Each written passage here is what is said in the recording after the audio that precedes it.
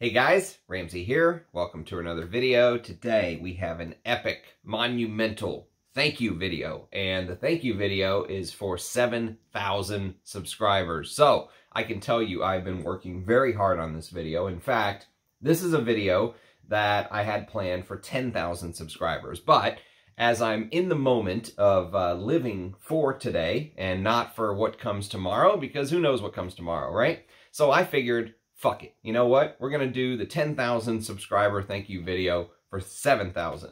And this is a hell of a, I would say, work that I had to do to pull everything out, rank it, put it in order. I'm just surrounded by artisan perfumes now, or artisanal perfumes is what I want to call them. So, first of all, the artisanal perfume label. I feel like it's important to mention this before we really get into this epic top 75. It's actually going to be a top 77, but we'll say top 75. And it's ranked. And so artisanal perfumes are kind of a category of fragrances that I'm calling the Ensars, Aris-Ladores, Bortnikoffs, usually the houses that are using real oud, real musk, real ambergris, and they are usually making very limited batches. You may see 50 bottles, 75 bottles, 100 bottles for the whole world, and that's it. And if there's not a second run of the fragrance, then that may be all for the whole world. One guy left me a comment today on one of my, I think it was Oud Luwak, one of my favorite coffee ouds, which is definitely on this list by Aris-Ladores, and he's like, where can I buy some of this? And I'll say, good luck, buddy. That's one of the things about artisanal perfumes is you have to either get in when they first come out, or you have to pay secondary market pricing, which some people just put the prices way up and hope someone buys it. Many times people won't pay it because it's just outrageous. Or you have to know someone that can send you a sample or something like that, right? So a couple things about this video. A few houses that probably could have been added are left out. So I didn't include Prin because actually I built the whole list and I was like, oh shit, I forgot all about Prin. And by then I was like, I'm not adding him back in. We already have 77 bottles. And I usually think of Prin as like a secondary, you know, I think of him as a second tier, let's say, line. Although there are some fragrances in here that I would consider worse than some of Prin's creations, but I have reviewed a bunch of Prin's fragrances on the channel. So I've reviewed things like that are from his creative line, the Prin Parfums or Parfums Persona, whatever you want to call it.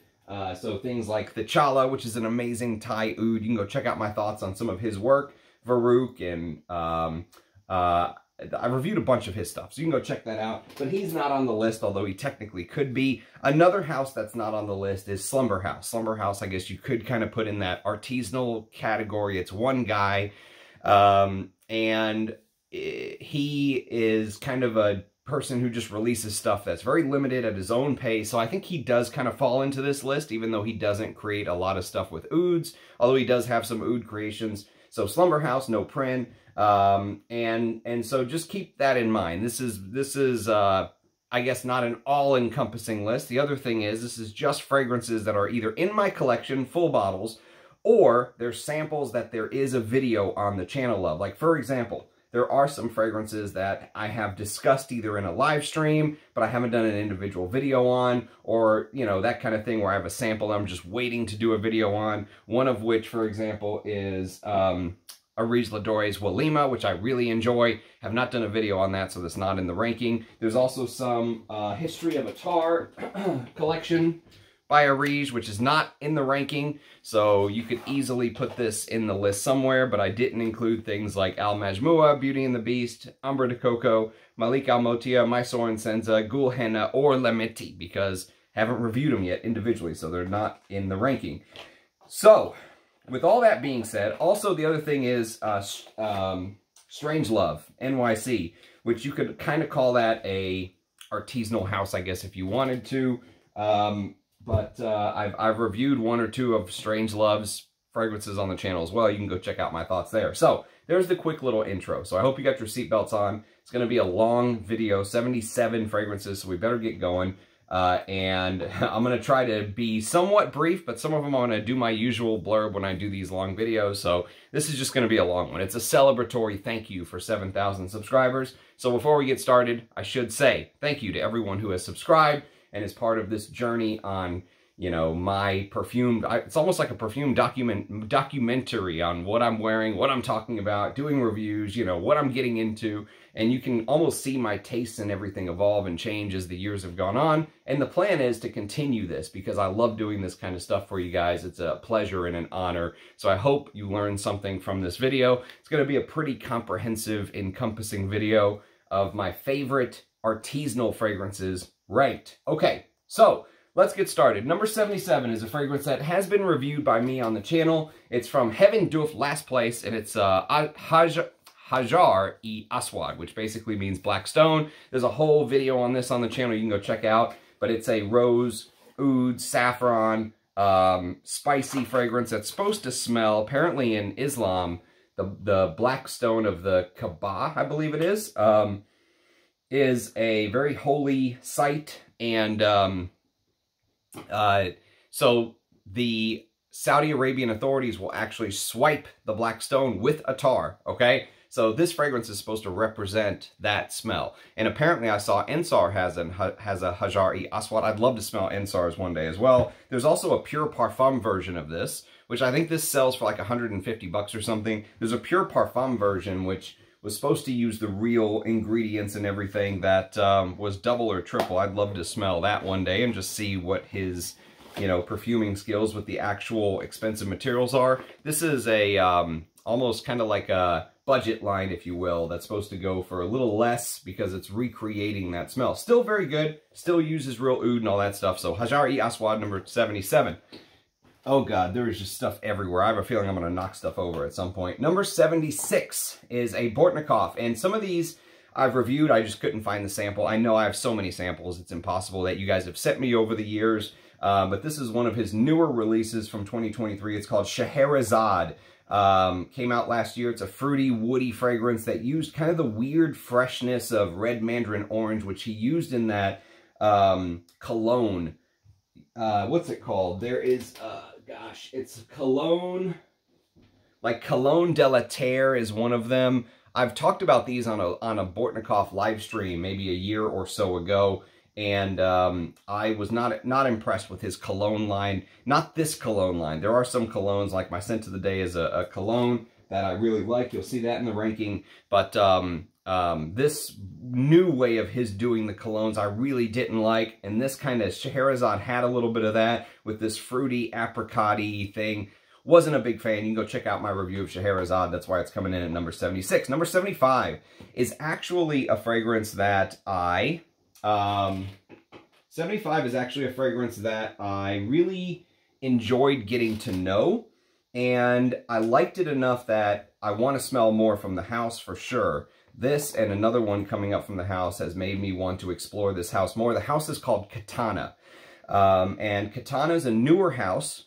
And the gentleman, I believe he's Indian. I can't remember exactly, but he was inspired by, you know, some of the things I think that Russian Atom and some of these other houses have done. And so he wanted to create his own brand and highlight Indian materials. And so, but he uses a lot of naturals. But what I found is the opening of his fragrances are shockingly beautiful. So for 30 minutes to an hour, it's amazing. But then I really feel like it loses the plot a little bit. And I don't know why that is. I don't know how you have something smell so natural for a couple hours and then just kind of fall apart. But man, if you're somebody where money doesn't matter and you can just reapply, this house is amazing. But at number 75, this one's called Oud Damascena. And I've got a review of this on the channel, so you can check this out. But Oud Damascena is a fragrance that's damask rose, May rose, yuzu, Bengali oud, ambergris, smoke, more damask rose, like an amazing rose oud. But the gentleman's name, owner and perfume maker, his name is Alp Veligulari. Alp Veligulari. Sorry about that, Alp. But I love your work. I love the opening of your work. I just wish the dry downs match the beautiful openings is my beef with this house. But you can go check out my review on Oud Damascena at number 75. Number 74 is a Sherwood fragrance, and it's a fragrance that I have yet to review on the channel, I think, but I will very soon, especially now that spring is going to be coming. It's February 10th now, so now with spring coming pretty soon, I'll make sure that this gets on the to review list, and this one's called Gentleman. Now, Gentleman is a fragrance that is sort of a pretty amazing take on the note of tea. There's an interesting green tea note in here. Green tea absolute, to be exact. And Sherwood, as a house, as a house that I discovered. They're an Indian brand, and I really like. They're probably my favorite of the Indian brands that I've tried so far. But I love the vast array of materials that he uses. The note listing literally looks like a note listing from Roja. I mean, look at the note listing. It's a ton of ingredients. And I did have some people complain that they thought this was a little bit soft on their skin, that it doesn't project. And I'll tell you what, I felt that way at first too. But now that some air has gotten in this bottle, and I sprayed it again recently, it is much stronger. So sometimes stuff just has to mature in the bottle, if you will. But, I mean, look, you can pause that and read that note listing if you're interested. Just an amazing note listing. So I'll review this. This is a great warmer weather fragrance. Gentleman at number 74. Number 73. Number 73 is a Feel Oud, the first of 3 Feel Oud fragrances on this list, which if you're not familiar with Feel Oud, I can't get this back in. Come on, baby. Go back to your home. Go back to your home. Are you too good for your home? There you go. So Feel Oud is a brand that is a collaboration between Dmitry Bortnikoff and Russian Atom, the 2 famous oud distillers who kind of founded Feel Oud, where they distilled oud, and then they both kind of created their own brands. Bortnikoff, Dmitry Bortnikoff's brand, and then Russian Atom had Arisla Doré. And then they came back together to create a Feel Oud trio of perfumers. And probably my least favorite is called Sunrise and Set. And the reason that I didn't care so much for Sunrise and Set, if you want to pause that and read the note listing and blurb, you can. But Sunrise and Set felt a lot like Oud Blossom, which I liked more because Oud Blossom had more ambergris and more animalics in it. It felt like a sort of fresh Oud Fougere, if you will. With a lot of bitter orange and stuff like that in the opening. So you can go check out my review on Sunrise and Set, but that comes in at number 73. Number 72. Number 72 is a fragrance that I have not reviewed yet on the channel, but you can see I've worn a pretty good amount of this, and also I've got this little bad boy right here. It's from the house of Anna Zworykina, which is a house that I don't know at all, except for Cuir de Russie, which is the fragrance we're going to discuss today. I don't know anything about her line. These are pretty damn expensive. I think this is 15, or I can't remember. I think this is a 15 ml bottle, and it goes for hundreds. I can't remember exactly the price. I think this is a 7.5 ml. So it's not cheap. Her work is pretty expensive, especially price per mil. But her Cuir de Russie is quite good, and if this is any indication of the rest of the brand, I would like to smell more. It's kind of a leathery, spicy Cuir de Russie that smells very tarry. You know, her work in this anyways smells very tarry, like the leather was actually dipped in like a hot tar pit or something like that, and it's mixed with tobacco, castoreum, ambergris, patchouli, stuff like that. So, and Cuir de Russie is one of my favorite type of leather, so I'll definitely be reviewing this one of these days. But that is in the future. I have not reviewed it yet, so that is Cuir de Russie by Anna Zworykina. I think she sells her stuff on Etsy or something like that, if I'm not mistaken. Okay, so that's number 72.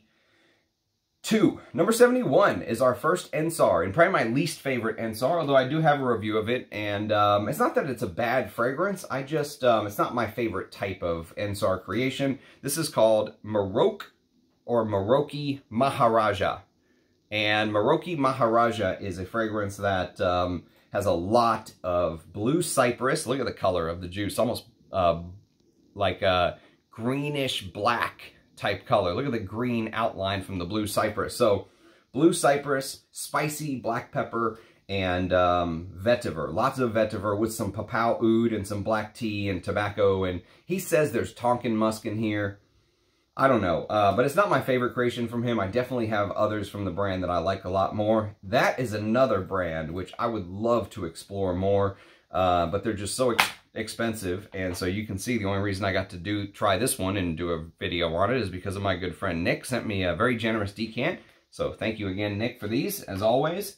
So that is Maroke, or Moroi Maharaja. I think it's Maroke, but Moroi Maharaja at number 71. Number 70 is a fragrance from, the only fragrance from the House of January Scent project on here, and this is a limited edition oud. There's only 75 bottles for the whole world, and this is called Chengmen. I've got a full review on this if you would like. Very Chinese descriptions. You can see kind of the packaging, very Chinese, Asian, and it smells like a, the way I described it in the video and the way others have described it is like a Chinese kind of pharmaceutical, almost like a Chinese pharmacy, if that makes sense. And you can go check out Chengmen. Very unique take on oud, extremely unique. And I like the bottle, I like the cap. So yes, and this was actually sent to me by John Beeble. So thank you, John. That was very, very kind of you. Chengmen by the House of January Scent Project at number 70. I think there's still bottles left. I'm not sure. But you can go check out my review and see if that's something you'd be interested in. The other one is really sad because I just reviewed the damn thing a couple weeks ago and I already can't find the decants. And there were two of them and I stuck them somewhere, who knows where. But it's from the House of Clandestine Laboratories. And at number 69, we have Assam. And Assam is a little bit more traditionally my style. Lots of saffron, Assam oud, aldehydes, amber, black tea, cabruvia, which is a type of wood, I think, cypriol, green pepper, which is a very interesting take on the pepper accord, which I know that Mark Sage, the owner of Clandestine Laboratories, loves to use that green pepper note. It really distinguishes his stuff. You don't see it very often in many other brands. Haitian vetiver, patchouli, saffron, sandalwood, and white musk. And he sat for an interview on my channel, as did John Beeble, as did Russian Adam, as did Sultan Pasha. The big one out of this list who has not been on the channel that we're going to be discussing is Dmitry Bortnikoff. So if you ever feel like coming on the channel, Dmitry, I'd love to have you. But Assam at number 69 is a good one, and apparently that is very limited as well. I think there's only 16 bottles left or something. He was saying he's going to release them over the next couple months. I can't remember, but if you're interested, definitely stay tuned to the Clandestine Laboratories for when Assam is being released again. Okay, number 68. Number 68 is a fragrance that, now I have to find it. I've got all these little decant. Oh yeah, this is one I couldn't find the decant of, but I've got a full review on the channel, and I have playlists for each one of these brands, by the way. So this is for Bortnikoff, and it's called Lucky Oud. Lucky Oud was a collaboration between Lucky Scent and Bortnikoff, and I think there was only like 100 or 200 bottles. I can't remember. 100 pieces were made for the whole world. So I did a review off a decant someone very kindly sent me, and then who knows where I put the decant. It's somewhere here. But Lucky Oud is kind of a resinous, spicy. I remember that Thai lotus really coming in, and I remember it smelling a little bit like Oud Monarch with the Cacao Absolute and the Tea Rose. But go check out my review. I think I said even though many people compare it to Oud Monarch, that it kind of goes in its own direction. So it's hard to keep everything straight when there's this many fragrances you're discussing, but I do have a review on the channel, so you can go check that out. Lucky Oud at number 68. Number 67 is the second and last Katana on the list. I'd love to smell more from this brand. This is called Khaan, named after Genghis Khan. And what a fragrance this is. This is so beautiful in the opening. You know, there's very few ouds that just completely blow me away. Or I should say, very few rose ouds that completely blow me away. This is a rose oud musk. The opening of this is probably one of the most beautiful rose openings I've ever smelled. The problem is, again, it doesn't last and it changes very quickly. And I just want to grasp that sort of pink lotus, Turkish rose. There's Turkish damask rose, Indian damask rose, Indian rose, Saudi Arabian taif rose, Himalayan jasmine, pink lotus. I think he said he uses real Siberian deer musk, and Cambodian oud and rose. So you can just imagine this huge, beautiful rose, stunning rose opening in Khaan. And I just want to grab it and not let it go, but it does change very quickly from memory. Go check out my review of Khaan on the channel. There's a Katana playlist as well. And number 67. Number 66 is our very first AAR Ora fragrance. AAR Ora is a brand I own no bottles from, although I would love to smell more of his work. This gentleman's name is Taha, and at number 66, we have Noriko. Now, I did these videos probably like over a year ago, easily over a year ago, maybe 18 months ago. And so my memory is a little foggy on each one of these, but Noriko, I think, is a sort of spicy, fruity apricot with some Cambodian oud, and I remember the apricot plum combo with Cambodian oud, Thai oud, and there's supposedly real Mysore sandalwood in here. So AAR Ora fragrances are not cheap. They are very expensive as well. So thank you to, I think it was Senator Eddie who sent me this. And he also does very limited run fragrances. I've gotten to know a little bit about his work. He likes his ouds much cleaner. So he does his oud profile completely different. Even though he was somebody who set Russian Adam sort of on the path that Russian Adam went on to turn into the sort of oud distiller and brand founder that he is, they have completely different styles. Russian Adam likes the hard, animalic, you know, more musk, more ambergris, more oud. And Taha's the, opposite. Or he may like more, but he doesn't like his oud distilled in the way Russian Adam does. He likes his oud much cleaner profile. And I feel some of Ensar's ouds feel like that as well. So Ensar and Taha both kind of do their oud a certain way. And Russian Adam does it a little bit different, which I actually prefer Russian Adam's work. I like the way he does his distillations more, brings out more of the animalic character, heavier on the nose, stuff like that. But all of the AAR Ora fragrances were very well made, and you could tell they're high quality. But his fragrance sort of style is different than what I prefer is the only thing. But there were a couple that really captivated me. But Noriko's closer to the bottom, and you'll see as the list goes on. And number 66, still good, but not my favorite AAR Ora. 65, we're back to Bortnikoff, and this time it is a Bortnikoff that is supposed to be reminiscent of classic perfumery, and here is the very original name, Classica. And so Classica is, I believe, still in production. Excuse me. It's a woody floral fragrance, and from memory, I think Classica, man, I wish I could spray these, but these are some of the rarest fragrances in my collection, so I don't want to waste them on a blotter. But from memory, Classica sort of had a little bit of that heliotrope, iris, rose, French perfumery, powdery thing in the heart with musk and ambergris and birch tar and vetiver, castoreum, labdanum, patchouli, tonka, vanilla, and rosewood in the base with that bergamot, lemon, neroli top. So, you know, one thing that Bortnikoff really excels at is his use of florals. And here you get the neroli, the orange blossom, the heliotrope, and some iris and May rose. It's actually a beautiful fragrance. I enjoyed it, but I don't think I would buy a bottle. I think there's other Bortnikoffs that are ahead on my wish list, as you will see as we go on. But number 65 is Classica. I've got a full review of that on the channel. And then 64, we're going to our second Ensar fragrance, if memory serves. And this one's called Oud Yusuf. Now, I have a review of this as well on the channel.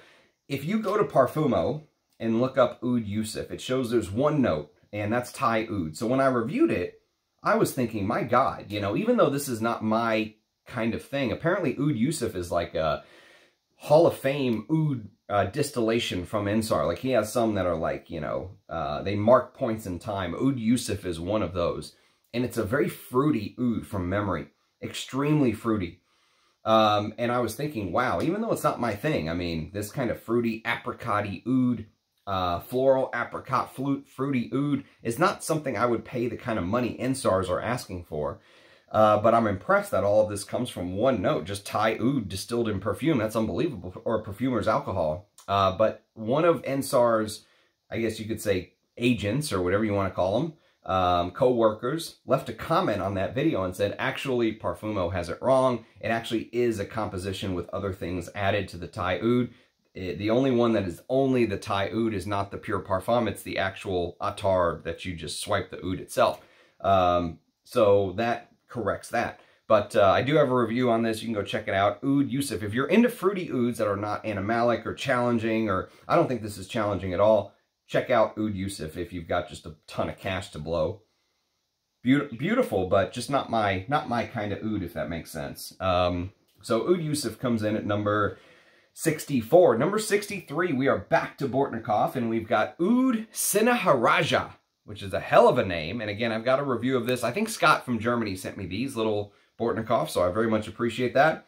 And Oud Sinharaja gives you a little bit of that traditional Dmitry Bortnikoff sort of spicy cardamom opening with some pink grapefruit and bergamot. And then there's a heart of frangipani, which he loves using frangipani in his fragrances. Gives it a little bit of a tropical feel. I always think of the Hawaiian reefs, the leis that are made out of frangipani flowers. Jasmine sambac and magnolia, another classic Bortnikoff note, with a base of Sri Lankan oud, Indian oud, Philippine oud, Atlas cedar, and labdanum. Again, a very good composition. If money was no issue, I'd probably buy it. But Oud Sinharaja comes in at number 63, and it's a kind of going to be something I'm saying over and over again, but this does have a full review on the channel. If you go to my Dmitry Bortnikoff playlist, you'll find all these. So Oud Sinharaja at number 63. Number 62 is a Arige Ladore, and where is it? Shit, I don't remember what I did with it. I think it's here. I guess I should have been better prepared. It may be here. Aha, it is. So this is Oud Blossom, which again, I have a full review of Oud Blossom on the channel. And so Oud Blossom is sort of the better version of Sunrise and Set for me. I'd rather own Oud Blossom. It was a collab with Taha, his friend Taha. Citrusy and resinous is the way that they describe it, with Japanese yuzu in the top, orange. It's that white ambergris note that sells it for me. The white ambergris in the top and the castoreum in the heart, I think, is really what makes Oud Blossom. It smells like there's a little bit of ambergris in Sunrise and Set, but I think you get even a bigger dose in Oud Blossom. But it's a very clean oud profile. Like if you're into those clean ouds that don't have the barnyard funk, Oud Blossom is one that I would recommend checking out at number 62. Number 61, we are back to AAR Ora, and this is called AAR Parisian. So I think the idea with this from memory is that it was supposed to be a fragrance that was reminiscent of Parisian or French, fine French perfumery. And so this is bergamot, grapefruit, and rose, but it's mixed with absinthe, coumarin, so you kind of get an idea. Oak, vintage oak moss, cedar, but they've mixed it with Peru balsam and Thai oud. So you can kind of get the idea. Imagine taking a Parisian sort of scent DNA and just putting a very interesting Peru balsam and Thai oud note in there. And I like it. I like it a lot. This is actually a good one. Go watch my review. It's under my AAR Ora playlist of AAR Parisian at number 61.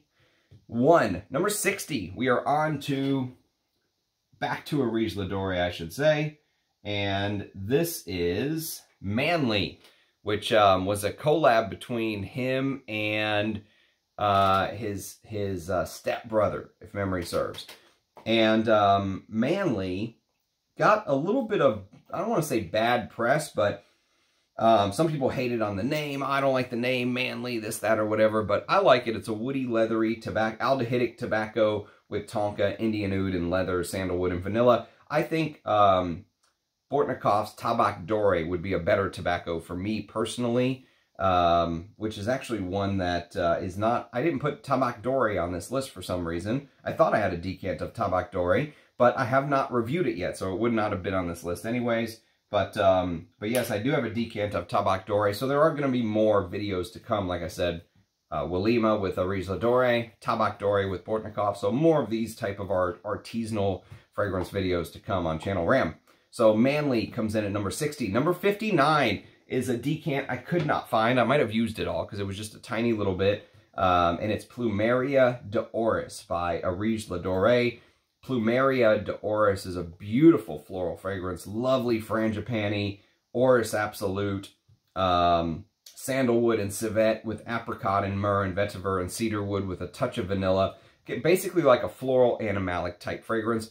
Brilliant. You can go check out my review of Plumeria d'Oris at number 59. Number 58 is Oud Balsam by Feel Oud. So we're back to Feel Oud. And Oud Balsam is sort of a fragrance to me that really reminded me, you can see it down there on the bottom, Oud Balsam really reminded me of Tabak Doré, but almost like an easier to wear Tabak Doré. It didn't feel like it had the depth. You know, whenever you smell Tobacco Absolute, real Tobacco Absolute, sometimes it has this sort of outdoor hay-like smell, and it feels very deep, and it feels warming, you know, like you're being wrapped in a blanket or something. And this just doesn't have the depth. Oud Balsam didn't have the depth of Tabak Doré to me. I don't know why, but for whatever reason, it just didn't. But I still like the scent profile. It's something that I definitely would wear. If you go watch my review, I said that it is a fragrance that, it wasn't a bad fragrance, I just expected more from the collaboration. So Feel Oud Balsam at number 58. Number 57, we are back to Bortnikoff, and number 57 is Moss Cologne. So again, this is from that Cologne line, obviously, it's listed in the name. My favorite cologne is Amber Cologne. That's actually my scent of the day today, and that's higher up on the list. But Moss Cologne, I think, was still good. So from memory, Moss Cologne was sort of a woody, spicy. It had some of that patented Bortnikoff spiciness. You get nutmeg, you get citruses in the top, and you get champaka flower, which he made a couple with champaka that were really good. It was like champaka and violet leaf, if memory serves. And the base was oak moss with a little bit of ambergris. Ambergris plays a bigger part in Amber Cologne, which we'll talk about here in a little bit. So this was good. This was one that I enjoyed, but I just said I thought it was a little lower. You know, it's Dmitry Bortnikoff coming back to form, but I felt like it was a little lower on the cologne sliding scale, if you will. Amber Cologne's my favorite of the colognes. So Moss Cologne comes in at number 57. God, I hope I never lose my place on this giant list. Number 56, we are going back to Arige La Dorée, and this is called Indalis. So Indalis is maybe one of my lowest watched videos. I swear, I think like 200 people watched it or something. But I know why. I mean, these type of fragrances are very limited, impossible to find unless you know, it got put out in 2017. I did the video like in 2023 or something. So very hard to then go back and try and find a bottle or something like that. So the interest is just not there. I completely understand. But if you're into tea, florals, I think there was a Chinese green tea. So actually Gentleman by Sherwood and Indalis would be like both of those brands, two versions of a similar perfume. And you can see Indalis is a little higher up on the list for me. I think that it is one of the few Arige La Dorée fragrances that doesn't use oud, doesn't use real musk, or doesn't use real ambergris. Didn't have any of those, and yet it still felt like Russian Adam was kind of pushing the boundary. You know, there's something a little different about it. It was floral and green, lots of Indian jasmine and gardenia, and it kind of sat on that green Indian galbanum and woods with Chinese green tea and lavender. Very interesting, you know, and if you look at that green juice color, I think this is one of the most overlooked Arige La Dorée fragrances, but still good. Even though it's not my thing, that creamy floral, still very interesting. Number 56, Indalis. Number 55, we are back to AAR Ora, and this one's called Cuir Chypre. Now, you can see this is like a little dabber almost. Well, not a dabber, but you've got to get like a toothpick or something and dig it out and just put some on like in a tar. But Cuir Chypre, I really enjoyed this composition. You all know I love Chypre fragrances. And so this is leather, like a leathery Chypre, which is exactly my taste. There's some Indian oud in here, which makes it a little bit animalic. Gaiac wood makes it a little, smoky. There's some bergamot and rose in the top with oak moss and patchouli in the base. So I think this got put out 12 years ago. in 2012, which is crazy. But yes, I've enjoyed getting to know some of Taha's work. So this is Cuir Chypre. The materials are very good. Very, very good. But they're also very expensive. So Cuir Chypre at number 55. Number 54, back to Orige La Dorée. And this is called Fleur de Fleur. Fleur de Fleur. So this is just a little bit higher than Indalis for me. Even though it's a sweet floral, this was really interesting because it did have the Cambodian oud and Siberian deer musk and castoreum, but it had things like Blue Lotus Absolute, honeysuckle. There was a henna note in here, which he used again in Gul henna later on. Frankincense and Somalian frankincense and frangipani. So this was also a very sort of like sweet floral. There was like coconutty water, like a sticky coconut sweetness, if memory serves, with the ouds and the musks and the castoreum. So like an animalic floral, but a sweet animalic floral. And you would think I would hate it, but I actually enjoyed the weirdness of it. And you can see I've got a pretty good sized decant thanks to, I believe Senator Eddie sent me these very kind decants. So thank you, my friend. So Fleur de Fleur, another one and done. Indalis was one and done. Fleur de Fleur was one and done in 2017 at number 54. 53 is Sayat Nova by the house of Dmitry, by the house of Bortnikoff, and I have a review on this on the channel. You can go check it out. Sayat Nova is another sweet fragrance that I actually really enjoy. It is a sweet, fruity, woody fragrance. So the apricot in here smells sticky sweet. You know, like you're smelling apricot just loaded with sugar. And again, you would think I would hate it, but because of the way he mixed it with the ouds and the oak moss and stuff like that, I actually really enjoyed this. It was also mixed with rum, if memory serves. Rum and narcissus. Bortnikoff loves using those florals. Narcissus is beautiful in here. And this has three types of oud. Laotian oud, Thai oud, and Bengali oud. So, Sayat Nova. I've got a review on the channel at number 53. Number 52 is one of the Sherwoods that I have reviewed on the channel. And at number 52, we have Sar. Now, Sar is what I thought was my favorite Sherwood fragrance for the longest time, but we have since found a fragrance that dethroned Sar, let's say. But Sar is still very, very good. Go check out my review. Again, a ton of notes. Where's my sheet showing all the notes? I must have lost it somewhere. But Sar is, I mean, listen to this note listing. Brazilian orange, clary sage, geranium, Italian bergamot, lime, mandarin orange, nutmeg, orange blossom, rosemary, tangerine. That's the top.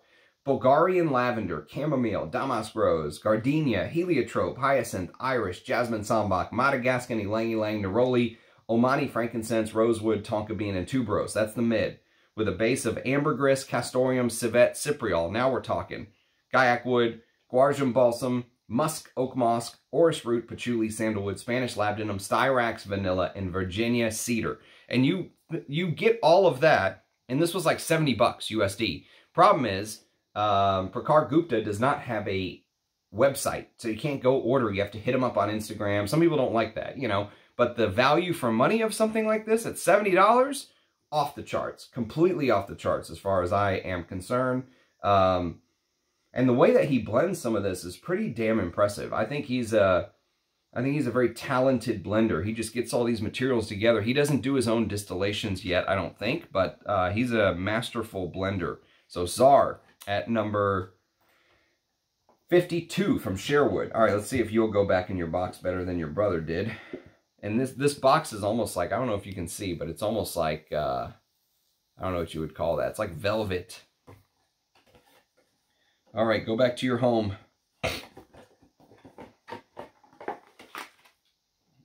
Okay, 51. We have an Ensar again. And we are now on to an Ensar called Jungle Kenam. I really like this one. Really, really liked it. Look how thick that is. I don't know if you can see. It's like how thick that juice is in black. It is, this is special stuff. I really enjoyed Jungle Kenam. And there was a pretty good ramble on this video, I think on Kenam. Very earthy, woody oud, papau oud, mixed with tea, broom, lavender leaf, sage, and Thai oud. Really, really enjoyed this one. you know, one of the first couple Kenam fragrances that I really began to understand. It took me a while to understand Kenam, and this is one of the fragrances that I think really helped in making me understand that note of Kenam. But again, and if you go watch the video, you'll see, but one of the things that this fragrance really taught me is that many houses that use the name Kenam, even Ensar, which is like the top of the line, there's very few houses that use real Kenam when it says Kenam in the name. A lot of times they're just different oud types that they blend together to create a Kenamic-like accord, if that makes sense. But if you want more of a talk on that, go check out the full video. Jungle Kenam at number 51. Number 50 is one of my favorite AAR Oras. There's a couple more, I think, coming up, but this is one of my favorite. It's called AAR Atar. And AAR Atar is a fantastic oud. It is smoky and woody, resinous, maybe even slightly leathery, earthy, and it's got a little bit of that paint thinner feel that some ouds have, which I actually enjoy. It's one of the more animalic ouds that you'll ever get from Taha. Most of his ouds are much cleaner. This one has an animalic side to it, but I don't know what type of oud this is or what blends of oud are in here, but I actually really like the way he did this. AAR Atar. Would love a bottle, but it's very expensive from what I remember looking it up. At number 50, there's a video on it on the channel. Number 49 is a fragrance that there is not a video on yet, but it's on the list. I'm going to start knocking out some of these Bortnikoffs. This one's called Chypre du Nord. And Chypre du Nord, you all know my self-professed love of Chypres. And this is one such fragrance. It's a beautiful Chypre. And Chypre du Nord does share some similarities with Musk Habib. Okay, I'll tell you that. It smells, the musk accord smells a little bit like the musk that you get in Chypre du Nord. But they've added some things. So they added birch tar and oak moss. And I think there's a peach note in here because they were trying to do the Mitsuko peach Chypre type thing. It's a spicy Chypre with some nutmeg and cedar and oak moss and tonka. But it's a very enjoyable Chypre to wear for me. Even though it doesn't have oud or anything like that, I think Bortnikoff did a good job with this, except for it does have a little bit of the scent profile of Musk Habib, which I prefer. But this is very, very good. Chypre du Nord comes in at number 49. Okay, we're going to have to take a break now that we've cracked the 50 mark. I got to get some water. We've been at it for 42 minutes. My God. This is going to be a 2-hour video. All right, I got to get a lozenge.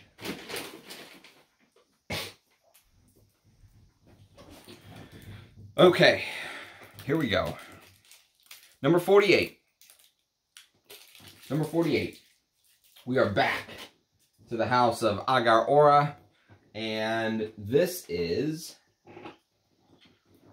one of the other fragrances that made me love Kenam. This and Jungle Kenam by Ensar are two that really set me on my path. And then I found another Kenam from AAR Ora, which I actually liked even more than this. And God help us if you ever look at the prices of some of these. But this one's called Kenam Kenam. And Kenam Kenam, I think, is one of my favorite, oh yeah, one of my favorite AAR Ora fragrances. Kenam Kenam is this Cambodian oud, sort of Kenam-like creation. Very smoky. It's a smoky oud. Smoky and woody, resinous, spicy, earthy, all the attributes you tarry sort of. You know, but I like the incense-like quality in here as well. But go check out my review. Kenam Kenam at number 48. Number 47 is probably my favorite Kenam fragrance from the house of AAR Ora. And this one's called Kenam Urani. Kenam Urani, I think, is my favorite AAR Ora.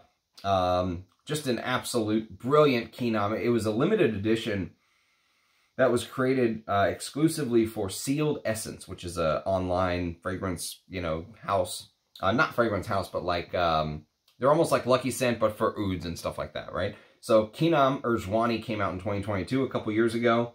What a fragrance. I think there's also, he also used Cambodian oud in here, but I've got a review. You can go check it out. Extremely, I think this was like $1,000 or something, 1,200 bucks or something crazy. But just a beautiful, beautiful fragrance. And I think you only got like 30 mils, but it was an amazing fragrance. Number 47. Number 46, we are starting to get into some of the full bottles now. And this is Hajar de Noir by Arizla. Just look at that presentation. I mean, my God. This is also the same presentation that his Cuir de Russie comes in. I would love a bottle of his Cuir de Russie one day, but that's also much higher on the list. So, Hajar de Noir is one of his chocolate ouds. It's not my favorite chocolate oud. Coffee ouds. Excuse me. Too many fragrances. Not my favorite coffee oud, but one of his coffee ouds that he did. And this is mixed with sort of like a sweetened violet note. There's a very prominent violet with calamus and cardamom, hawthorn, saffron, ambergris, Indian and Laotian oud, benzoin, tonka bean, labdanum, Peru balsam. And this is very wearable for as dark as this juice is. And the bottle is just a work of art. Absolute work of art. But as dark as this juice is, this is not super challenging or super animalic. It's actually pretty wearable. But I've got a review on the channel. You can go check that out. Hajar de Noir at number 46. Number 45, we're back to Bortnikoff. And this is called Bonaire. I'm going to say Bonaire because it sounds better than boner. But Bonaire at number 45. Is a discontinued Bortnikoff. Bortnikoff's done a pretty good job of keeping some of his stuff going. This one got the axe very early. It was one of his earlier works in 2018. I don't even know if it made it to the new bottle. I think it went in the original bottle and that was it. Bergamot, cardamom, lots of champaca, lots of marigold, which I think is also known as Tajits, but marigold's easier for me to say. Frangipani, clove, ambergris, oak moss, myrrh, nutmeg, vetiver, violet, cedarwood, labdanum, vanilla, and tonka. Go watch my review if you're interested in learning more about it. But bottles are very hard to come by. And I felt like I was like going back in time and kind of seeing Bortnikoff's early work and seeing kind of the seeds of what he ended up creating later on in fragrances like this. So Bonaire comes in at number 45. Number 44. Number 44 is an Arizla Doré, and it's one of his trio of amazing musk fragrances. This one's called, number 44, it is called Musk Lave. Again, look at the bottle. I mean, just an absolute work of art as far as I'm concerned. Musk Lave is a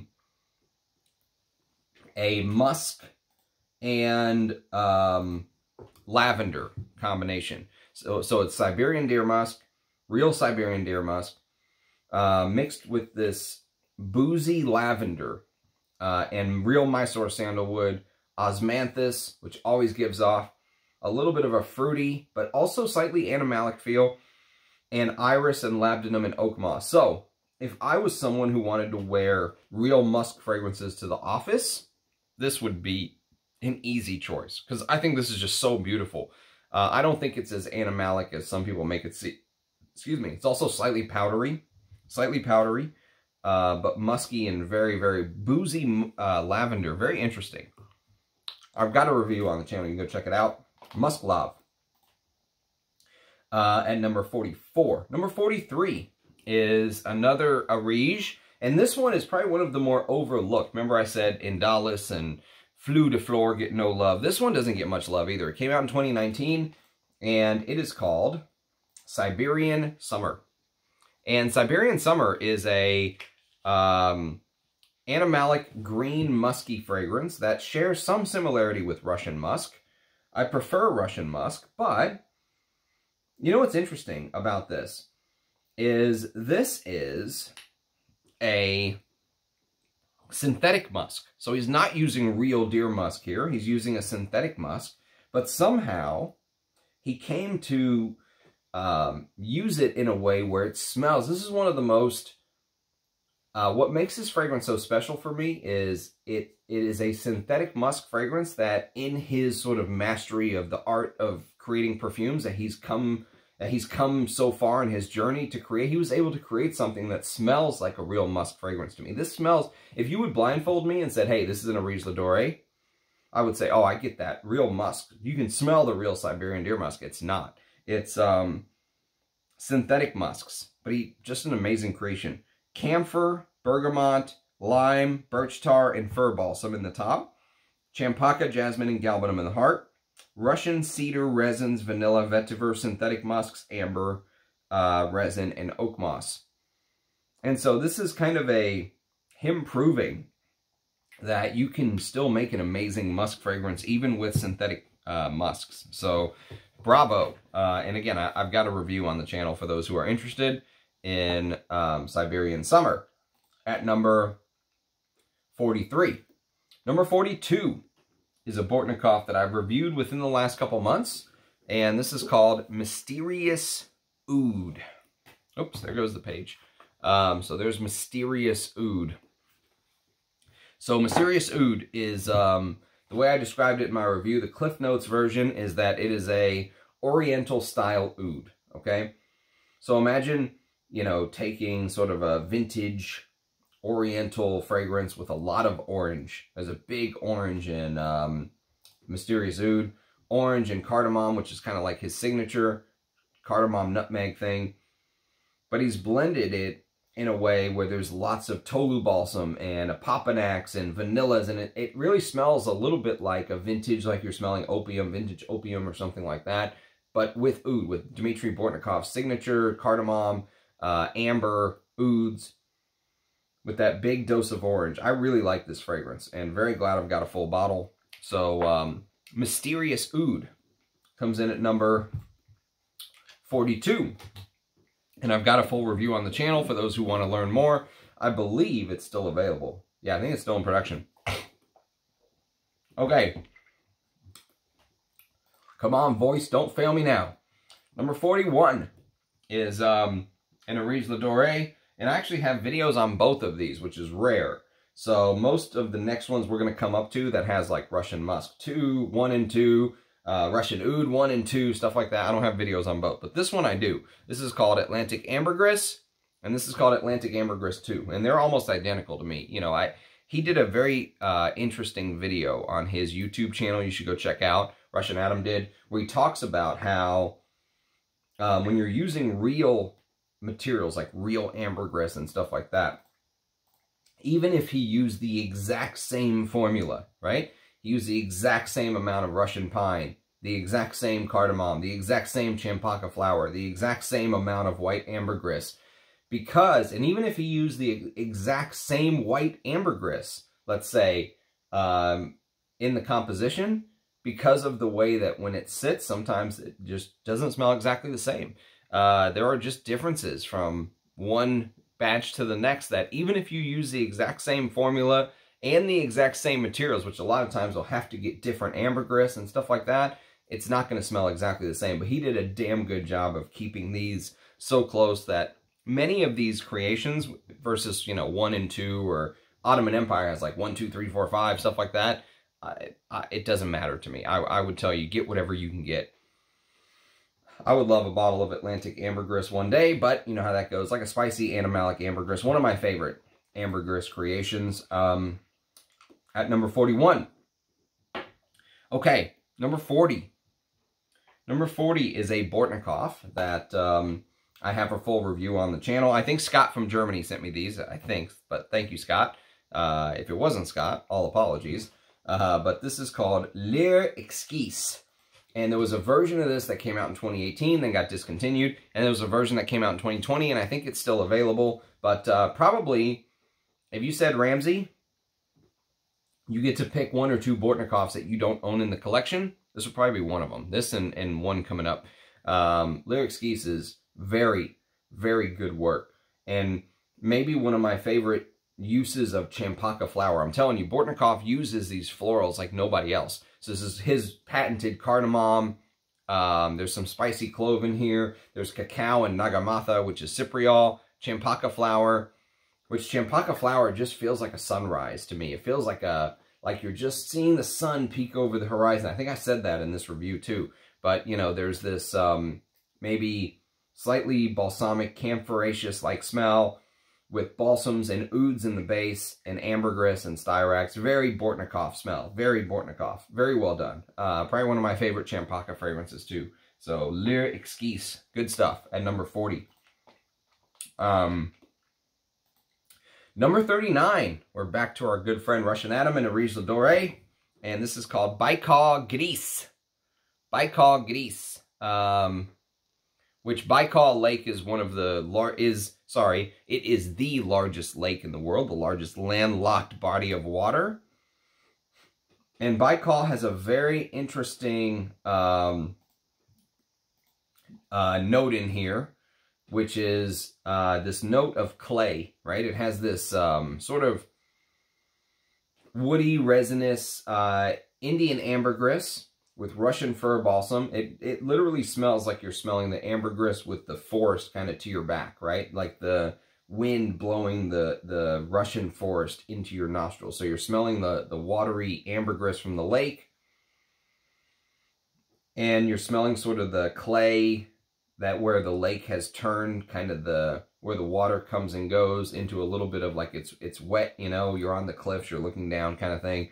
And there's beautiful sandalwood, fossilized amber, cypress, oak moss, tonka bean. Again, probably one of his underrated fragrances that people don't talk about. This is one that just doesn't get very much love, along with Fleur de Fleur and Indalis and stuff like that. This is one that I think is probably going to be a one and done. It probably won't be a Baikal Gris Part 2, but I enjoyed getting to know it. And thank you to Nick for very kindly sending me this decant. Okay. Next on the list, at number 38. 38, we have Russian Musk. And there is a Russian Musk Part 2, I think, that came out. Doesn't matter. I've got samples of it. It's perfectly fine. There are differences, but they're not worth paying. Don't pay crazy money for this. If you can get two at a little bit cheaper price, get two. Russian Musk shares some similarities with Siberian Summer. Some, right? It's got the pine and stuff like that in there. But this uses real musks. And what's interesting about this, my favorite real musk fragrances from Russian Adam are things like Siberian Musk and Inverno Russo, which are much higher on the list. But he said that after making Siberian Musk, he wanted to even get a higher quality musk, right? Or what he thought would be a higher quality musk. So it was more expensive and stuff like that. And it also depends with musk. It's very hard too, because it depends whether you tincture just the pods or whether you tincture the sort of leathery skin of the musk pod. The skin can be more leathery and animalic, which is one of my favorite parts of it. The pods can be more powdery, but you still get facets no matter how you just distill it, right? How you do the distillation. So this is animalic spicy musk, they say. But kind of like Musk Lave, where I said that if you wanted to wear, if there was a musk fragrance that you wanted to wear to the office, this would be the one I would wear, along with Musk Lave. Because I don't think that the animalic facets come out here very much. And he actually said that was a little bit surprising to him, that he thought because they were using like a higher quality musk, it would be more animalic. But it turned out to be a little bit more powdery, and not as animalic. But there are some ouds in here. Burmese oud, Cambodian oud, Sri Lankan oud, Thai oud, that kind of thing, mixed with ambers and cypresses. It's a very green. You can see from the color, it's a very green. You know, it's like you get a lot of pine, balsam firs, cypresses, stuff like that, along with the musks and the ouds and spices. So there's a review on the channel if you want to check it out. Russian Musk at number 38. Man, my voice, I don't know if I'm going to make it. Come on, Ramsey. All right. Probably my favorite Bortnikoff. You said, Ramsey, pick a Bortnikoff you don't own. It would probably be this one. It's called Triad. And Triad is a fragrance I've got a review on the channel, but I couldn't find the decant, I don't think. Sri Lankan Oud, May Rose, Chinese Oud, Indonesian Oud, Magnolia, Hyraceum, Thai Oud, Sumatra Benzoin, and Tonka. It's his take on a Rose Oud, but you notice the Magnolia note. He loves throwing a little curveball with the florals at you. I really, really enjoyed Triad, and I enjoyed the animalic side. The Hyraceum really made it animalic, which I really enjoyed. So Triad would probably be the winner for me. Lure Esquisse and Triad are the two Bortnikoffs that I would probably get full bottles of that I don't have. Triad comes in at number 37. Number 36 is a vintage wood cap, Musk Habib. And Musk Habib is probably one of my favorite musks. There was big reformulation talk over the last year or so. Musk Habib is a fragrance that some people that bought the newer bottles were very disappointed with. They kept saying things like it didn't last but 30 minutes or stuff like that. I mean, this pretty much lasts all day on me.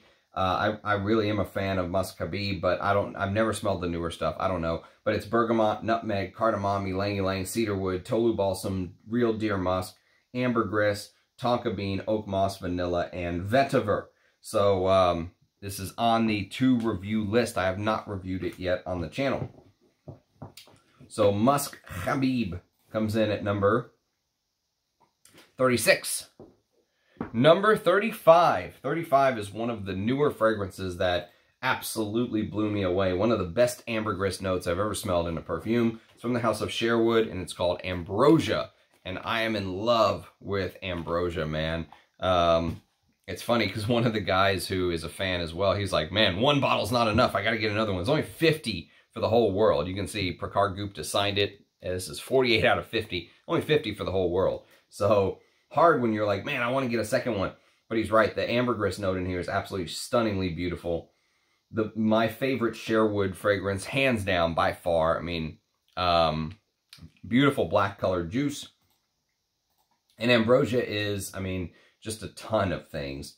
Amalfi lemon, Bulgarian lavender, Calabrian bergamot, castoreum, clary sage, mandarin orange, May rose, ambergris, birch tar, bourbon vanilla, Bulgarian rose, carnation, choy aral, East Indian oud. There's definitely a little bit of a funky oud in here, along with iris, jasmine, ylang-ylang, orange blossom, sandalwood, Assam oud, castoreum absolute, castoreum in the top, castoreum absolute in the base, Indian vetiver, damask rose, Indonesian patchouli, oak moss absolute, styrax, Spanish labdanum, orris absolute, and tobacco absolute. But it opens up the ambergris is like in your face at the beginning of this fragrance. Sometimes you have to give it a little bit of time.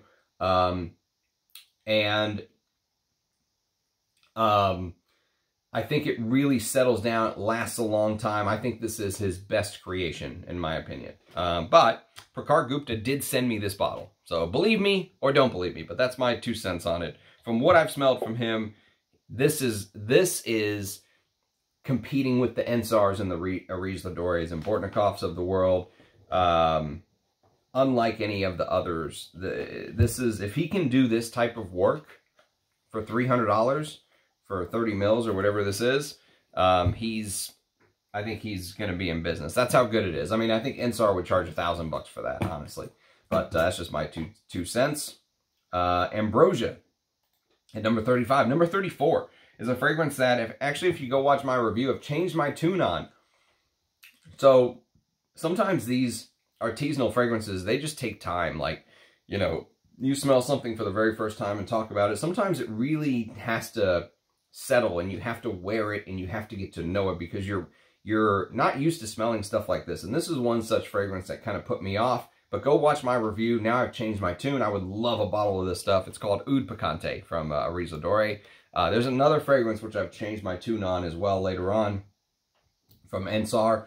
But Oud Picante is a fragrance that is extremely spicy. So think of picante spices. There was a lot of cumin and Bengali sandalwood. It had sort of a African market-like smell to me. It had this almost like an African safari smell.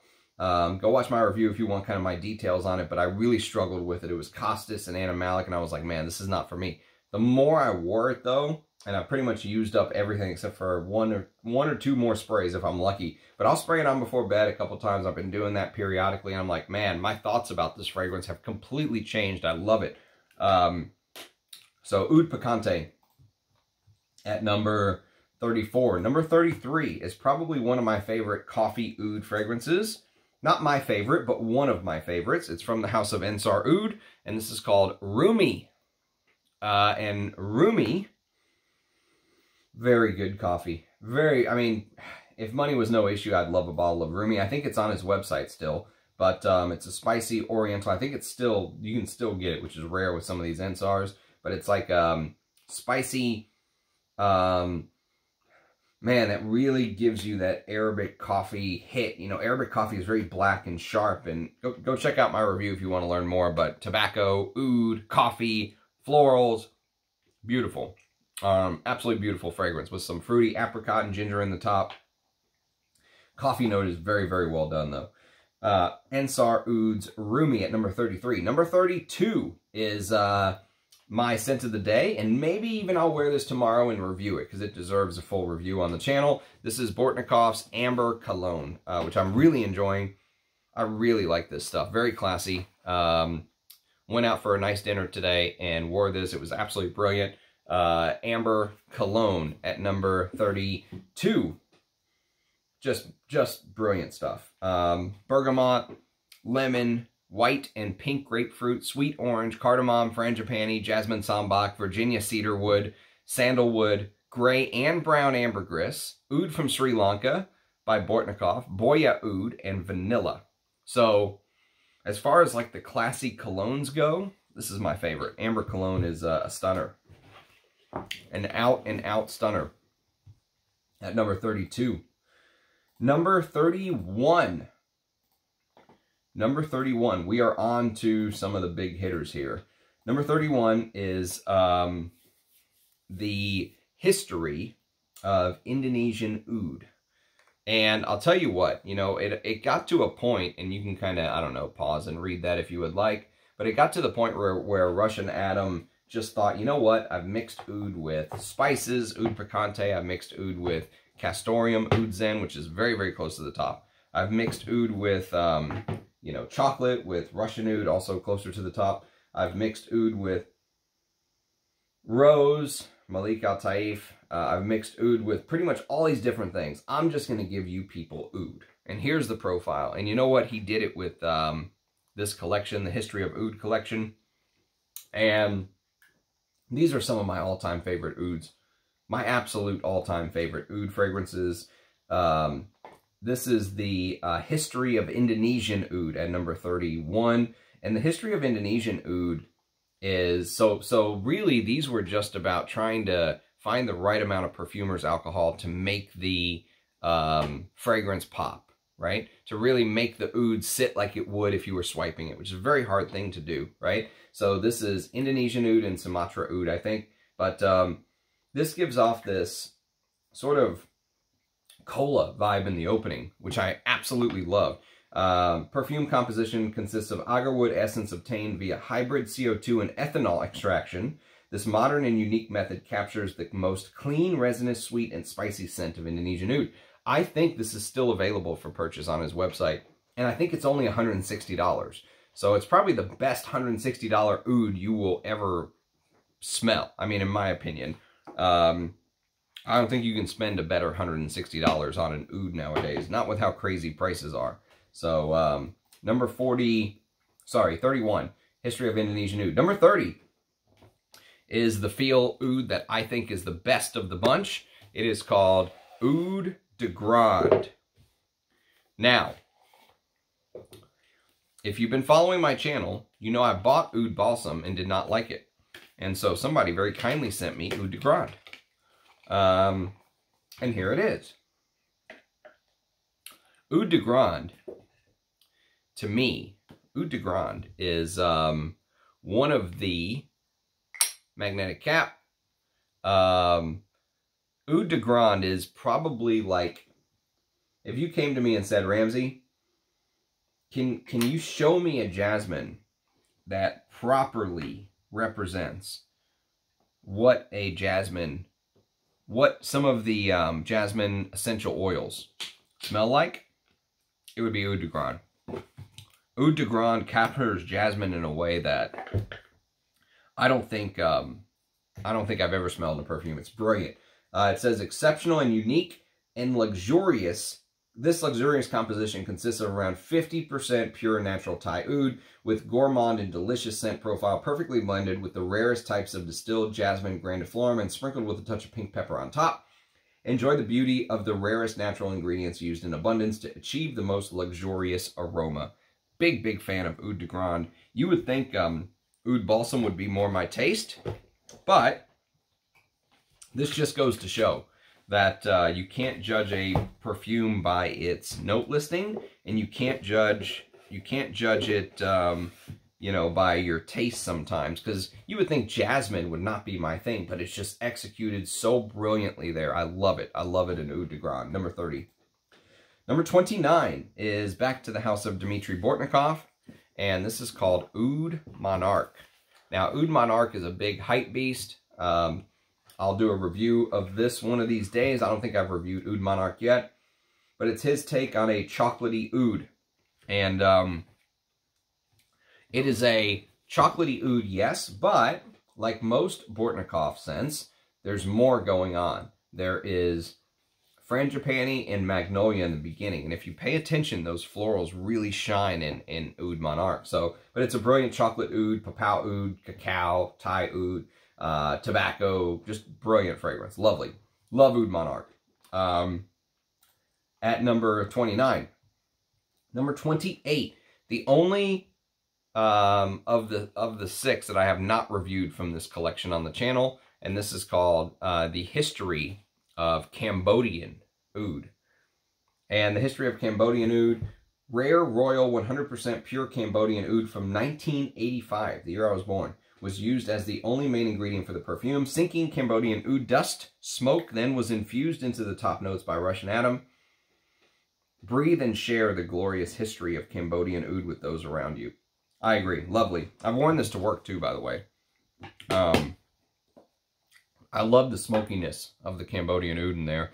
Still, I still need to review that on the channel. Number 28. Number 27 is a Riesler Doré that I think you can still buy on the website right now, which is shocking to me. But it is Civet de Nuit. Civet de Nuit is created by his good friend Sultan Pasha. He's the perfumer. And Civet de Nuit is sort of a vintage style composition. It's not the type of civet you're thinking. It's not Koros. The civet in here is vintage. It's completely different in smell. The civet, he's mixed it with things like heliotrope, aldehydes, night blooming jasmine, ambergris, castoreum, Mysore sandalwood, tobacco. It really smells like a vintage Guerlain, really. If you know old school perfumery, especially L'Heure Bleu, this reminded me a lot of L'Heure Bleu with things like, you know, the extra civet and castoreum and real ambergris and stuff like that, but beautiful. Sultan Pasha is an amazing perfumer, and I've got an interview with him on the channel that I am honored and blessed that he was willing to take his time and come on my very small, humble channel. Number 27, Civet de Nuit. Number 26, back to the house of Bortnikoff, and this is where it is because it's almost like a mix of Oud Maximus, which is one of my favorite coming up, and Oud Monarch, and so it kind of sits in the middle. This is called Lao Oud. I still need to review this on the channel, but Lao Oud is just glorious. Pink pepper, magnolia, peach, frangipani, beeswax absolute, cinnamon, chamomile, Peru balsam, cacao absolute, oud from Laos, tonka bean, crocodile wood, which I think we talked about that before on the channel. I think that's a wood that kind of supposed to smell like oud, but it's not an oud. Oud from India, vanilla absolute, birch tar, gaiac wood. So I don't know if you caught the coffee note in here, but this is a oud coffee chocolate, and it kind of sits in between. One of my favorite coffee ouds, Lao Oud. And I don't know what's going on with the plaque there. But you see how it's like different colors? I'll have to look into that later to see why. What is that doing? Lao Oud at number 26. Number 25 is the aforementioned Oud Maximus, probably one of my favorite Bortnikoffs. And Oud Maximus, this is Oud Maximus 2020. I think there was a 19 and an 18, but anything before 2020 I can vouch for. I haven't smelled the new stuff, though. But it's bergamot, sweet orange, pink pepper, jasmine sambac, cardamom, rose de mai, Himalayan rose, Indian rose, hybrid rose, Atar gulab, magnolia, frangipani, clove, tonka bean, Indian oud roots, trat, oud purple coat, chang, feel oud from Sri Lanka, feel oud, birch tar, Oud Balsam, vanilla, deer musk, and civet. So if you like the animalic ouds, this is one to check out. I'm a big fan of Oud Maximus. Big fan. Okay, next on the list, we have number 24. And number 24 is our very first Sultan Pasha creation. And I have fallen in love with his fragrances. I have an entire sample set. Haven't talked about it on the channel yet. But I have reviewed all 4 of these that are going to be on this video. And again, he came on to do an interview. I would urge you to check that out if you are into learning more from the perfumer's perspective. He's quite the guy. Number 24 is called Al Harim. And I have, you know, I used to be very fond of saying things like, I love going all over in the fragrance world. And that was kind of true to an extent, except for one area I had a blind spot. And that area was Atars. And I'll tell you what, my God, man. Sultan Pasha has completely changed that for me. I wore these I wore these a lot so I can get to know them before my interview and do reviews on them and stuff like that. And it's funny because I got to the point where I almost didn't want to go back to spraying my perfume. I wanted to just keep applying the Atar. I love the process now that you put a little drop, rub it in, put a little drop, you know, drop. And this stuff just, you think about how much is in here, and it looks like it's just a tiny little bit, but it lasts so long because you just put a little drop and rub it in, and it just blooms, it blossoms. This is a very interesting buttery saffron rose tobacco with real Mysore sandalwood, a little bit of animalic hyraceum and Bengal oud, Assam oud. The tobacco, man, just beautiful. Al Harim is absolutely amazing. His creations are just amazing. Spicy, animalic, beautiful. Love wearing those. And because they're Atars, they don't project a whole lot. So I could even wear something like that to work, no problem. Number 24, Al Harim. Number 23, back to the history of oud collection. And this is the history of Bengal oud. And the history of Bengal oud, this perfume composition consists of extremely rare 100% pure and wild Bengal oud oil distilled by East Bengal Agar Co. The approximate date of the distillation is the year 2000. Highest quality farm sinking oud chips were also provided by East Bengal Agar Co. Its vapors were infused by Russian atom into the top notes of the perfume. Okay, so there you go. At number 23. Number 22. Number 22 is the fragrance that I also went back on. Kind of like very similar to Oud Picante. 22, I was like, you know, I don't know about this. The price seems so overrated. I'm not getting the musks people are saying. And as I got to wear this more periodically, I would love a bottle of this now. It's called EO number 2. And EO number 2 is, you know, I thought it shared a lot of similarities with Oud Picante, actually, but the musk note was amped up even more. I've got a review. There's a very interesting basmati rice note in the top with French cedar, cumin. And since it came a year after Oud Picante, I felt like Ensar was borrowing a lot from what Russian Atom did. But the more I wore this, the more I kind of picked up some of those musks in the base people were talking about. Siberian musk. And the sandalwoods in here are just stunning. Papau sandalwood, Australian sandalwood, Mysore sandalwood, Timor sandalwood, Papau oud, black tea, just amazing, spicy, musky, oudy, resinous, all these different feelings. It's leathery, it's woody, animalic, just everything. Ensar Oud EO number 2 at number 21. Number 20. Number 20 is probably my favorite coffee oud fragrance. I would love a bottle of this. I'd love a bottle of Rumi as well, but I mean, can't have everything. This is called Oud Luwak, and I've reviewed this on the channel thanks to my good friend Nick, who very kindly sent me this decant of just an amazing oud. And coffee, man, you know, oud coffees are, I feel like they're not very easy to do, but the way Oud Luwak is done with that Sumatra oud and coffee, there's some spikenard and carrot seeds and Indian oud, benzoin, Java vetiver, cedar wood. It shares a little bit of the base of Oud Zen, which I'm going to talk about later on because it's one of my favorite ouds I don't own. But it goes into this coffee smoky thing that is just amazing. Check out my review if you want to learn more, but Oud Luwak. By the way, the coffee in here, I think, is the coffee that goes through the gut of the civet, and then, you know, it was made to be recreating that type of coffee smell. So there's a whole thing on it. Go check it out on the video if you're interested in learning more. But number 21. Number 20, the history of Kenam Oud, the most expensive of the bunch, and the only one that has other notes added in here instead of just the oud note. So from memory, I think this has, and this is actually made out of actual oud wood, not Kenam, or this would be like, this cap alone would be like thousands of dollars. But this is actual oud wood.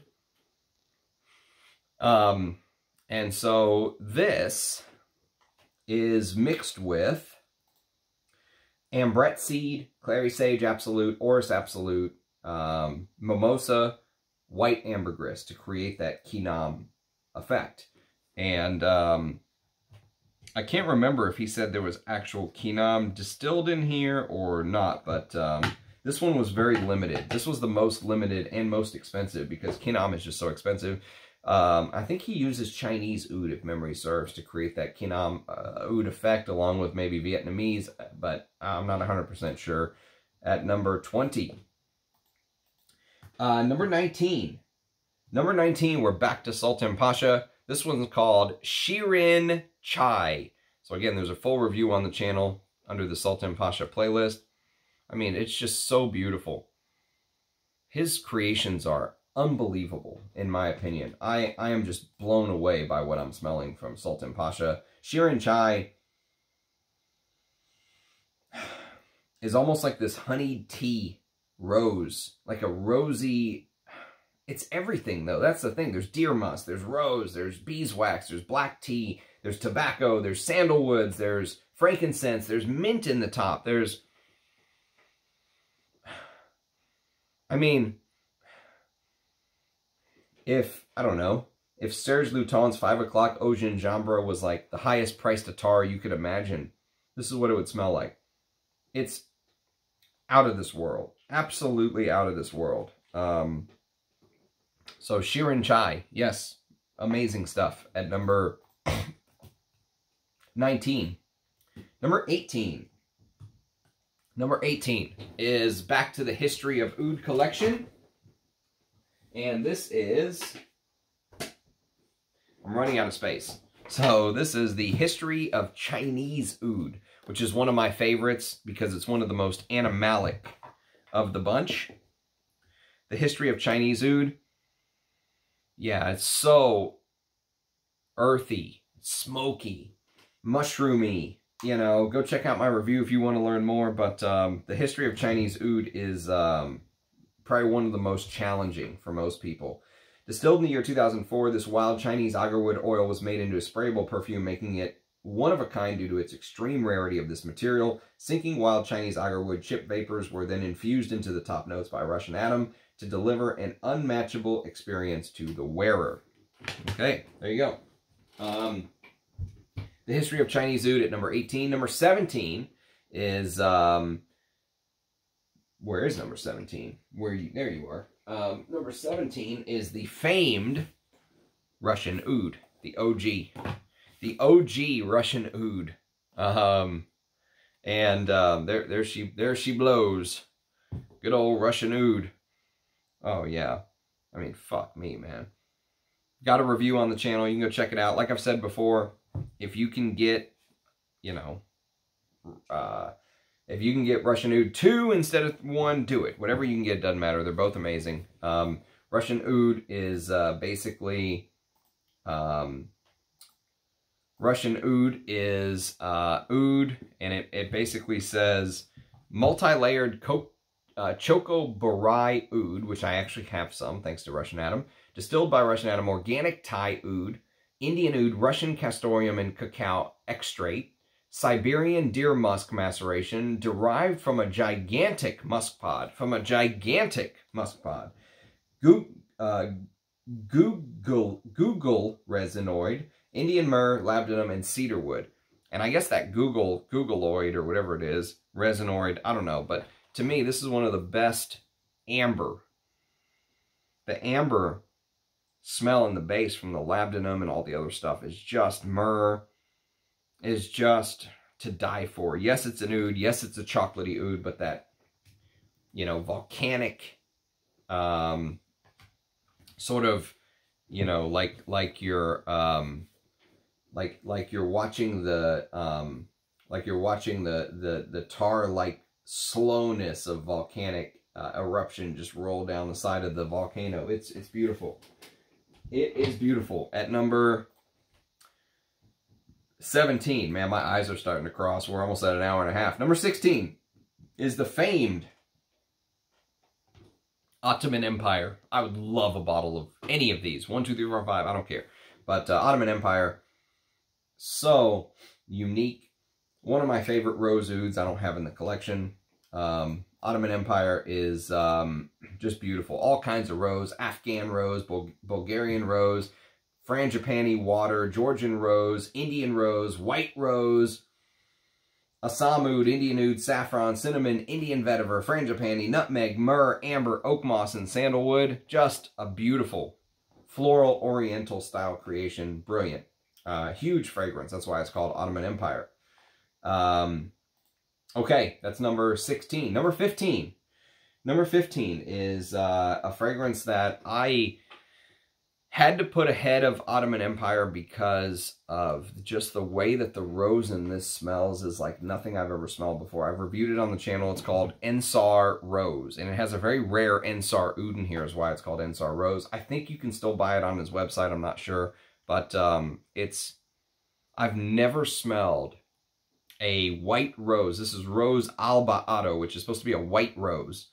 I've never smelled a white rose like this before. It is the most realistic, beautiful white rose I've ever smelled, ever. And I would never, I'm never a guy to sit up here and be like, oh, I need a white rose accord. Hell no. I never even knew I liked white rose, but it's just executed in a way with this ambergris Indian oud base. But the rose is just allowed to shine. And it's a little bit honeyed.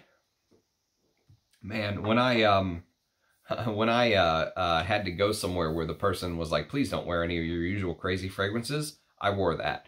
And because I know that the sticks, it's an Atar, so it stays close to the skin, but I could smell myself all day, and it is lovely. I mean, you smell like a prince, period. You just smell like an absolute prince wearing that. Ensar Rose at number 15. Number 14 is back to the final, and my favorite from the collection, the History of Indian Oud. The History of Indian Oud is, it is everything Indian Oud should be. There's almost like this cherried, you know, old wood-like smell mixed with, it's so smooth too. That's one of the things about it. Go check out my full review, but the History of Indian Oud gives you that animalic oud, but so much more. At number 14. Number 13. Number 13 is probably my favorite of the Sultan Pasha Atars. It's called Fagia. Fagia. And Fagia is, I mean, my God, man. Fagia is, what can I say about Fagia? Fagia is kind of this floral, spicy. It's got a lot of the other components, but it's blended with this Shemama Amber Atar in the base, which I love. I think I have a Shamama Atar from Sultan Pasha. It was like a gift he gave to people that someone gave to me.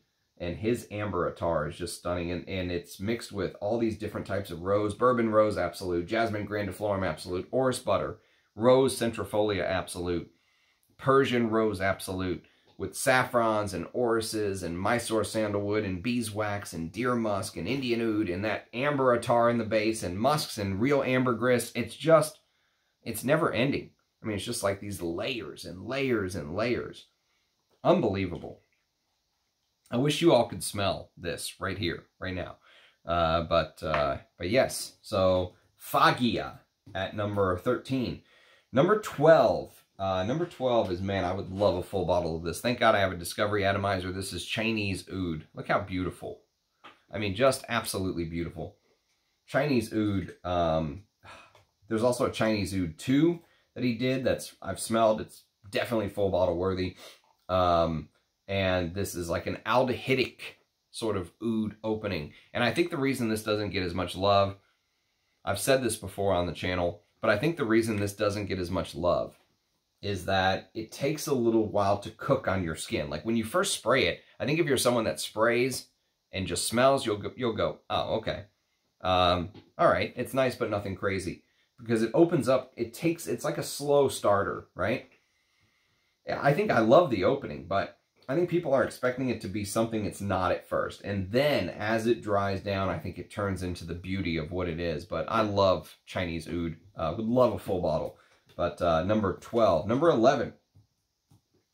Number 11 is EO1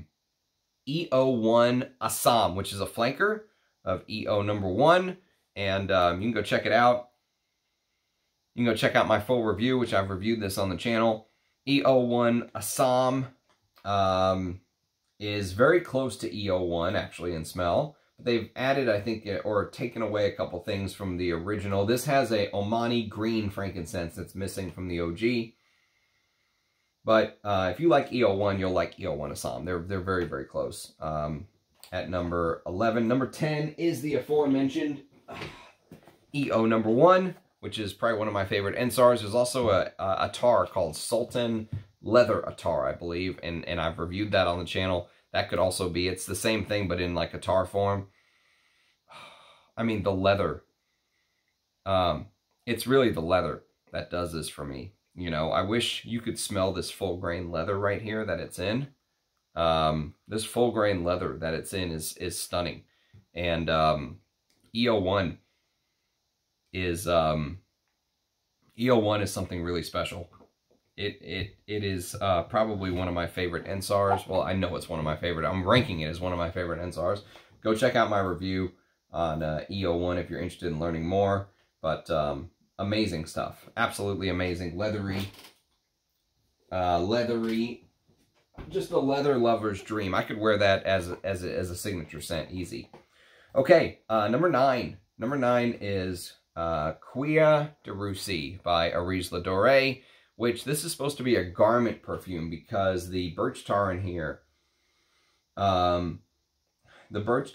didn't have sort of the bad ingredients pulled out, you could say. But it's a huge animalic, floral, floriental leather. There's vintage crude birch tar and a note that I've only ever seen here called beaver tail oil. And the way Russian Adam described it is that the beaver tail oil actually smells even more. It's like castoreum times 10. And I love this stuff. Like, I would love a bottle of Cuir de Russie, but they're very hard to find now. I'd love if he remade this, but made it in a way where we could spray it on skin, where it's not supposed to be just a garment perfume. So that's Cuir de Russie by Aries Ladore at number 9. Number 8 is the aforementioned Siberian Musk. Probably one of my favorite musk fragrances of all time. I love Siberian Musk. It is just an absolute stunner of a musk. Just exactly what I want a musk to be. You know, it highlights the musk note. It's slightly leathery, slightly animalic, but it's mixed with all these other beautiful ingredients. There's a little bit of new Guinea oud in here, but the focus is on the musk. This beautiful animalic, spicy, powdery, leathery musk is there. And all the other notes allow that musk to shine while you still get facets of the other notes that come and go. I've reviewed this on the channel. Check it out. Absolute brilliant.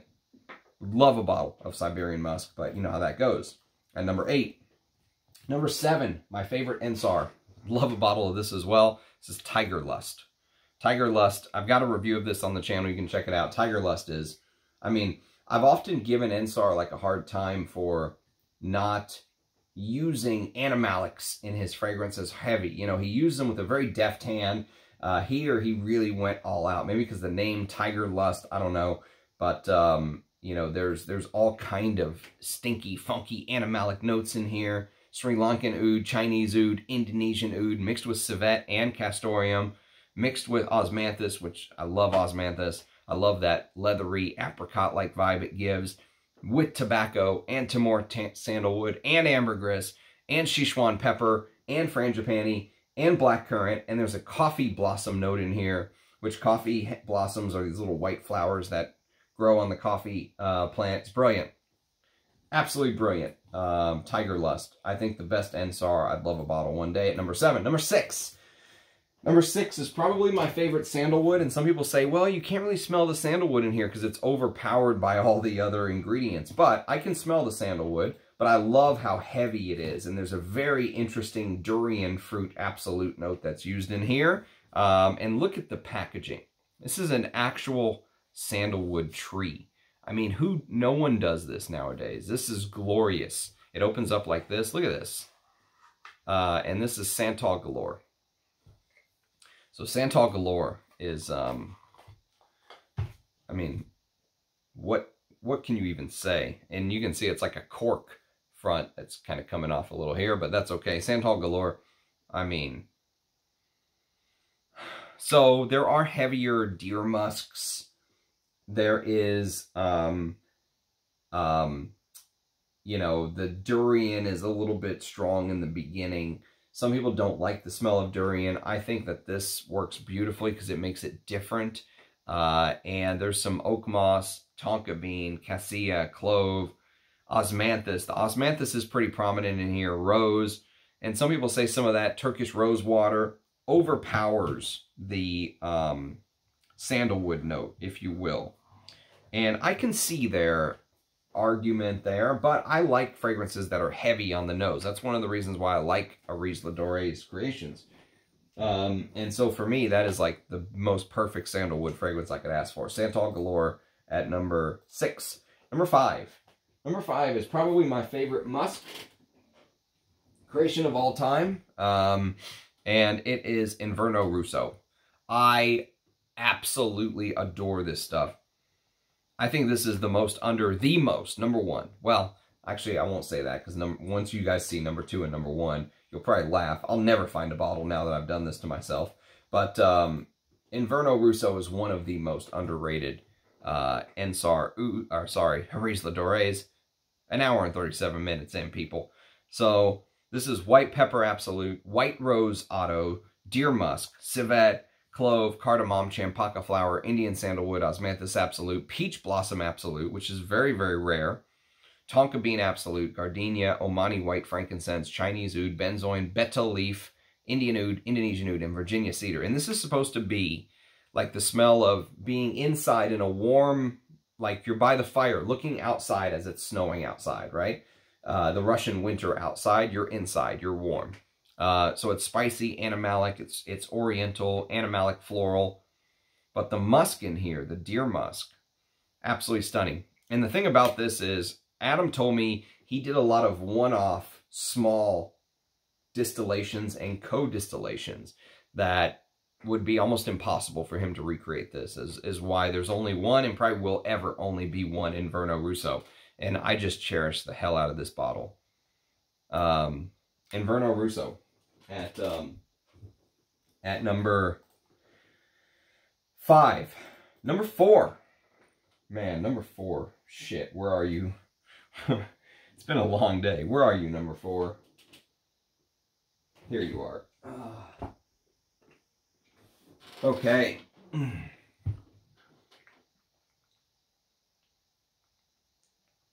The home stretch.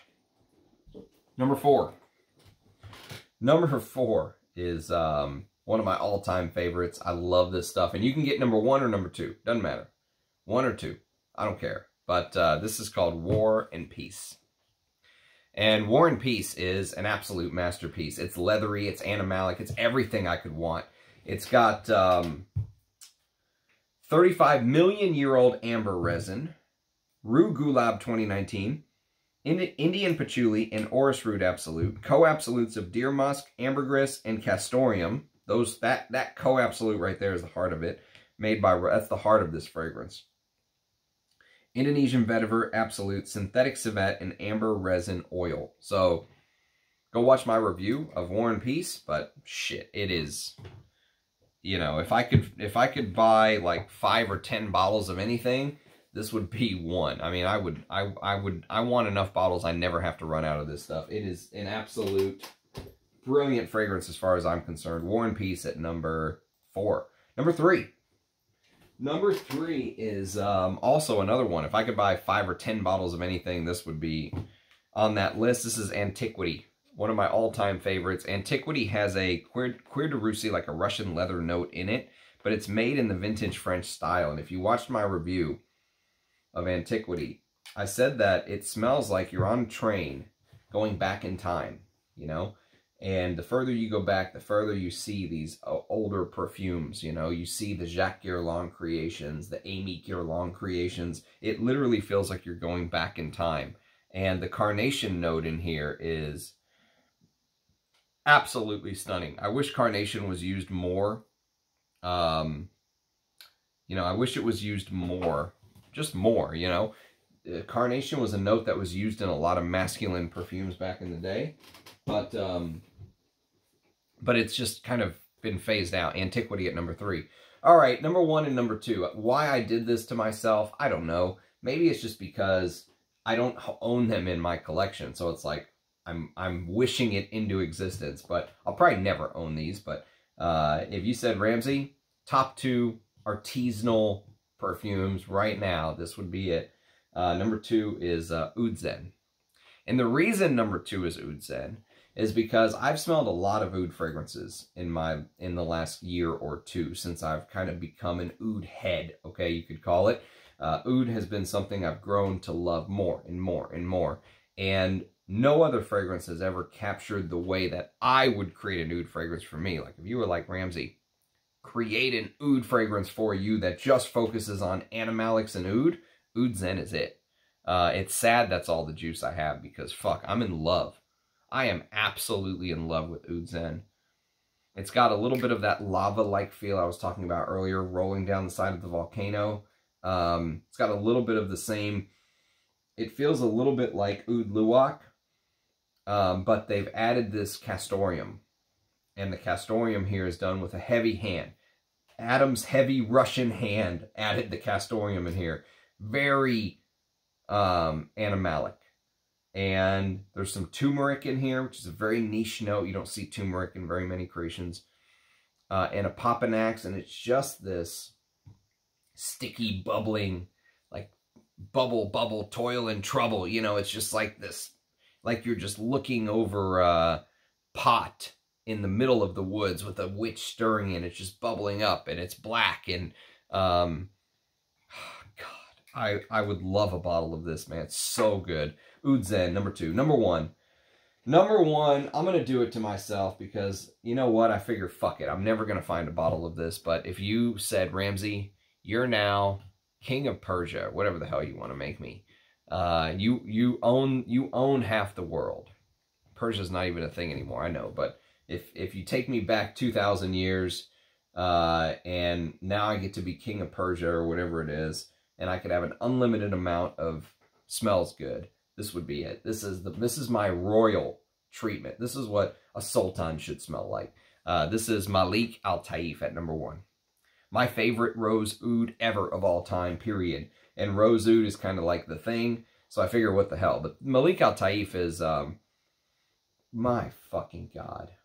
Malik Al-Taif is special because not only did they use Taif rose, they used royal grade Taif rose, and the person that owned the rose plot where the Taif roses were grown, which are only grown close to Mecca apparently, Or they're grown in a city called Taif, which is close to Mecca. But the guy who owns the plot only used women's hands to pick the roses, number one, because they thought men's hands are rougher, number one. Number two, they picked the petals, the rose petals from the green bulb, which usually they just distill the whole damn thing. They just chop it or whatever, distill the whole thing along with the bulb. But picking the petals makes this smell even more. Like, if you've ever seen the videos of the people picking the Taif rose, and it looks like they're just falling back on a mound of Taif rose petals, that's what this smells like to me, with animalic Indian oud. And it's just perfection. I mean, if you said, Ramsey, you get one bottle of an Ariz Ladori that you don't own, this is it. Hands down. Malik Al Taif. It's got real Mysore sandalwood in there. It's got real deer musk absolute.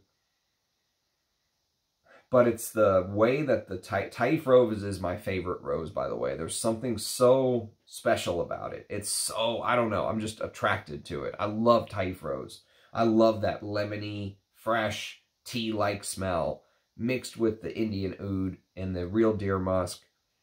And fuck, man, it is, I mean, it's narcotic. I can't get enough of it, and I'm really sad this is all I have. Like, I want a bottle. You can see sometimes I'll spray it before bed, and I'm like, oh man, this is all I have left. Yeah, that's my number one. So this was a hell of an undertaking. I hope you guys appreciate this shit. So thank you to everyone who has subscribed, who got us to 7,000 subs. I'm sure there's 7,000 more that we'll have in no time. I won't be able to do this for every 1,000. You know, it's just, I'm not going to be able to. It's impossible. I hope you guys appreciate this, the effort, the time, all that stuff. So cheers, guys. Thanks for watching. If you've made it this far, congratulations to you. Cheers. Catch you next time. Bye-bye.